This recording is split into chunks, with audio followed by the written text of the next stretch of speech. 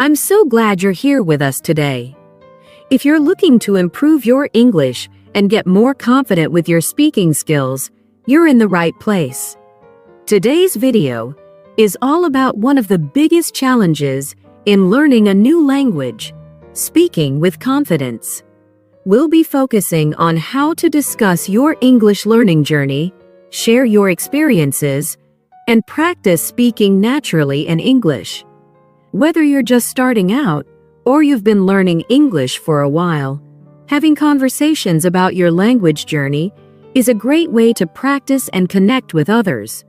We'll go through some practical tips, key phrases, and examples to help you talk about your English learning experience.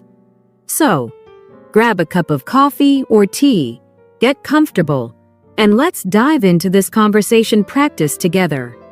By the end of this video, you'll feel more confident sharing your English story and, most importantly, practicing your speaking skills. So, let's get started. Hey, Sophia. It's been a while. How's everything going? Hey, Alex.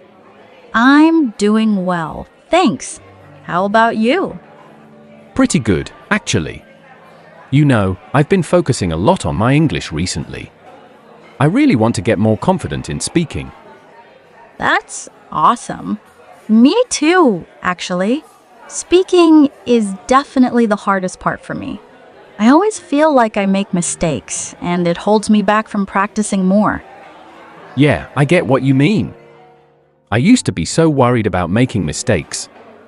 But I've realized that the only way to improve is to just keep talking, even if it's not perfect. Definitely. I've been doing some speaking exercises on my own, but it's not the same as having a real conversation. How have you been practicing? Well, I found a language exchange partner online. We meet up once a week to chat, half the time in English and half in their native language. It's a great way to practice in a low-pressure environment. Oh, that's a fantastic idea. I've thought about finding a language partner, but I wasn't sure how effective it would be. Do you feel like it's helped a lot? Absolutely. At first, I was super nervous, but they were really patient, and I've gotten so much better at expressing myself. Plus, I've learned a ton of everyday phrases that you don't get from textbooks. That's something I struggle with too, the everyday language. I feel like my vocabulary is okay, but when it comes to casual conversation, I'm often lost. I had the same problem. You know what helped me? Watching English TV shows with subtitles. I started with ones that were a bit simpler, like sitcoms, because they use a lot of conversational English. Then, I'd mimic how they said certain phrases, kind of like shadowing. I've heard of shadowing before. You listen to someone speak and repeat what they say, right? Did it help you with pronunciation too? Yeah, exactly. It's great for pronunciation. I even recorded myself and compared it to the native speakers. It was a bit awkward at first, but it was super useful. That sounds a bit scary, but I think I'll give it a try. It's hard to notice my own mistakes unless I hear them. It is scary at first, but you get used to it. Oh, and one more thing that's been helpful is joining a local conversation group. Have you heard of those? Yeah, I've seen some advertised, but I've never gone. Aren't they intimidating? They can be, especially the first time. But the group I joined was really friendly. Everyone's there to improve, so they're understanding when you make mistakes. It's also a good way to meet people who are in the same boat. That sounds encouraging. I guess it would be less stressful if everyone is at a similar level and knows what it's like to struggle with learning English. Exactly. Plus, the group often picks topics to discuss ahead of time, so you can prepare a bit. That takes away some of the pressure. That's smart. Sometimes I freeze when I'm put on the spot, so it would help to have an idea of what to talk about. Do they correct you if you say something wrong?